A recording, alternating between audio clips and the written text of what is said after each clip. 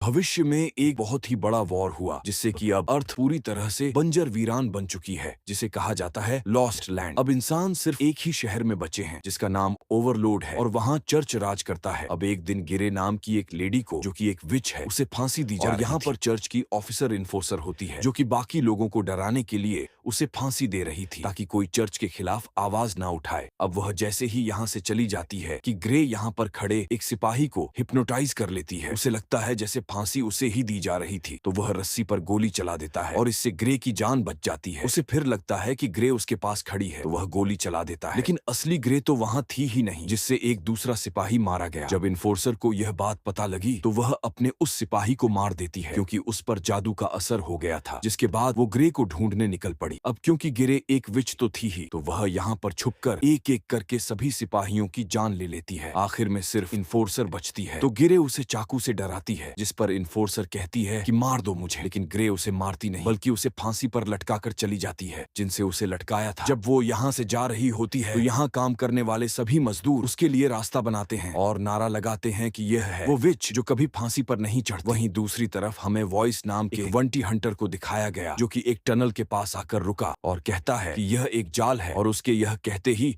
कई सारे लोग बाहर आ जाते हैं। एक उसकी गन छीनने की कोशिश करता है, लेकिन उसकी गन पे एक दो मुंहा सांप था जो कि उस आदमी को डस लेता है। जिसके बाद वॉइस ने अपना कमाल दिखाते हुए पल भर में ही इन सबको खत्म कर दिया और अपना सांप लेकर यहाँ से चला गया। दूसरी तरफ हमें फिर से ग्रे को दिखाया गया जो कि एक टावर में जाकर छिपी जहां एक अंधी बूढ़ी महिला भी थी, और ग्रे ने इस बूढ़ी औरत को कुछ पैसे दिए क्योंकि वह इसी के साथ रहती थी। अब इसके बाद यहाँ रानी आती है और उसके साथ होता है जेरिस जो कि उसका सेनापति है। रानी उससे चाहती है कि वह उसके लिए शेप शिफ्टर जो कि एक भेड़िया है जो कि अपना रूप बदल लेता है, वह उसकी ताकत उसे लाकर दे। तो अब ग्रे उससे भारी कीमत लेकर उसका यह काम करने के लिए तैयार हो गई। वह कहती है कि मैं यह काम किसी हंटर से कराऊंगी, वो उसे मारेगा और उसकी ताकत मैं ले आऊंगी, और मैं यह तुम्हारा काम फुल मून तक यानी अगले 6 दिन में कर दूंगी। इसके थोड़ी देर बाद जेरिस ने आकर ग्रे से एक डील की। उसने कहा कि तुम यह काम मत करो। वो कहता है कि देखो, मैं रानी का वफादार हूँ, लेकिन मैं जानता हूँ कि यह ताकत रानी को बर्बाद कर देगी। हालांकि ग्रे कभी किसी को मना नहीं करती थी, लेकिन उसे लगा कि इसे जलन हो रही है, इसलिए यह ऐसा कह रहा है। लेकिन फिर भी वह उसका एक महंगा टाइम पीस लेकर इस काम के लिए मान गई। इसके बाद ग्रे अपनी शक्तियों से लॉस्ट लैंड को देखती है, जहाँ उसने देखा कि कुछ लोग एक दानव भेदिये से लड़ने की कोशिश कर रहे हैं, लेकिन भेदिया पल भर में उन्हें मार देता है। वहीं दूसरी तरफ